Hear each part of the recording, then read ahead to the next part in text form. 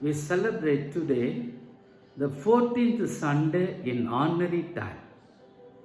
The verse that I like to share with you today, taken from the book of Deuteronomy, chapter 31, verse 8. It is the Lord who goes before you. He will be with you. He will not fail you or forsake you. Do not fear or be dismayed.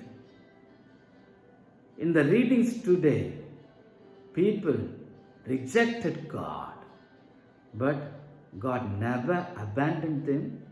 Rather, God always with them.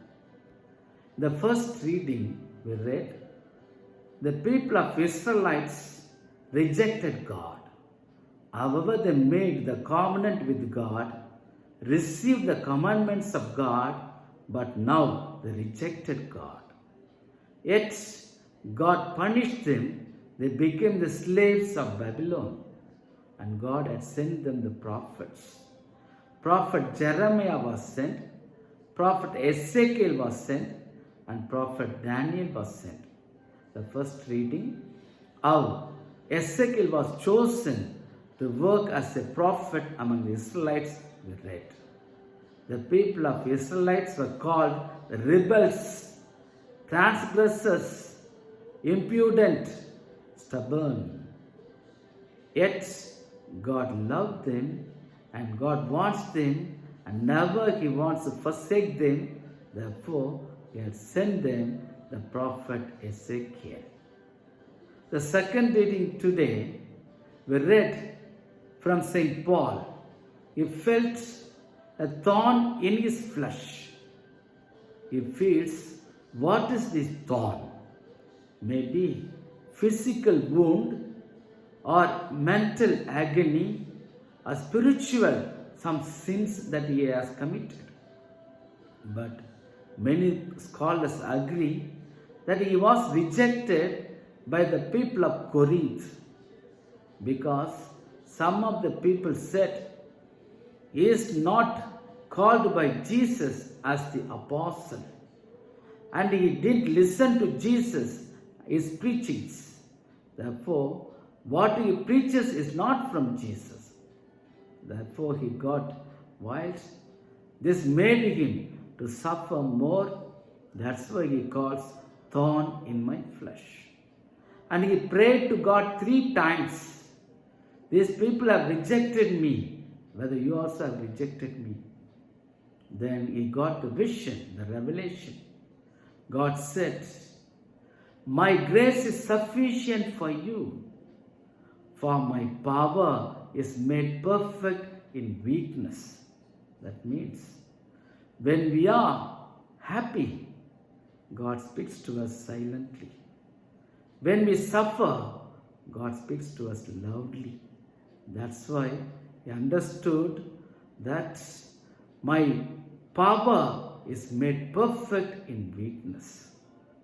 And coming to the gospel reading today, Jesus was rejected by his own relatives in his own town. And he came there after the ministry of Galilee. And the people of Nazareth knew what he did in Galilee. One side preaching, the other side performing miracles. And here he preached, but his own people began to doubt his learnings, doubt his wisdom, doubt his performance, performing miracles. Also, they began to doubt his occupation and family. Therefore, they never believed in Jesus. Then Jesus said, a prophet is not without honor except in his hometown and among his relatives and his own household. Yet he preached and performed few miracles for them. One side the people rejected him, the other side had a concern towards them. And we know we celebrated the feast of St. Thomas on the 3rd July. He rejected the risen Christ, but afterwards seeing Jesus, he surrendered to him and lived for him. St. Thomas, Gospel of Mark chapter 3 verse 18 we read, Jesus had chosen the apostles, and St. Thomas also was chosen by Jesus as one of the apostles. Again we read in the Gospel of John chapter 11 verse 16, Jesus wants to go to Jerusalem. The disciples hesitate to go, but St. Thomas says, let us also go that we may die with him. So bold, so courageous, ready to die for Jesus. And Jesus spoke about his ascension, and he said that he is going to be with the Father. But immediately St. Thomas questioned him. We do not know where you go, or do we know the way? Then the important message was revealed by Jesus. Gospel of John chapter 14 verse 5. I am the way and the truth and the life. And we read in the Gospel of John chapter 20-25. The risen Christ appeared to the disciples. They were happy, overwhelmed. That time St. Thomas was with them. Therefore, these disciples met St. Thomas and told that they have seen Jesus. But Thomas said, unless I see the mark of the nails in his hands and put my finger in the mark of the nails and my hand in his side, I will not believe. After 8 days, again when all the disciples were gathered, St. Thomas also was there. Jesus appeared and he invited him specially and showed him all the marks. He touched, then believed.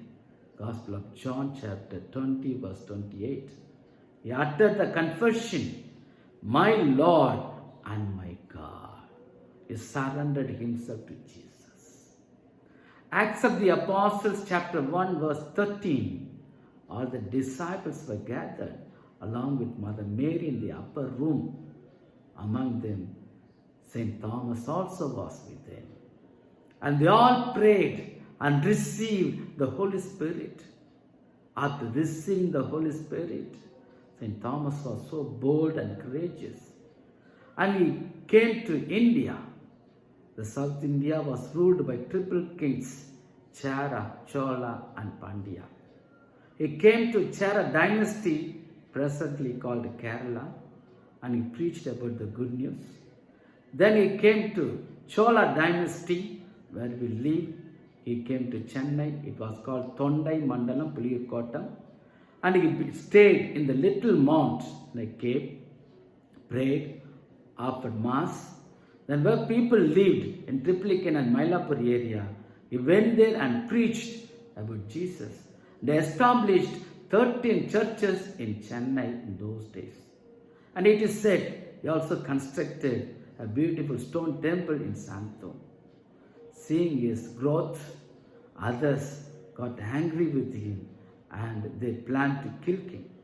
So they killed him in St. Thomas Mount in 72 AD. He was martyred.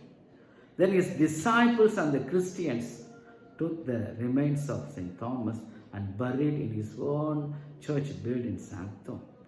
From then, all over the world, the Christians flocked for pilgrimage to visit and pray St. Thomas Mount, Little Mount and Santhom. Till now, people flock these areas. And they get strengthened in their faith. However, others forsake me, God will never forsake me. That is the attitude, the courage that they have. Therefore, once more, we shall reflect the verse, Deuteronomy chapter 31 verse 8. It is the Lord who goes before you.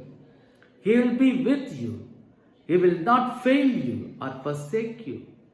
Do not fear or be dismayed. Whether we reject God, whether others reject us, God will never forsake us. Heavenly Father, help us to understand. However, we reject you, others reject us, but you will be with us, you will guide us and lead us, you will never forget us. Give us courage to follow you. Make this prayer in the name of Jesus Christ our Lord.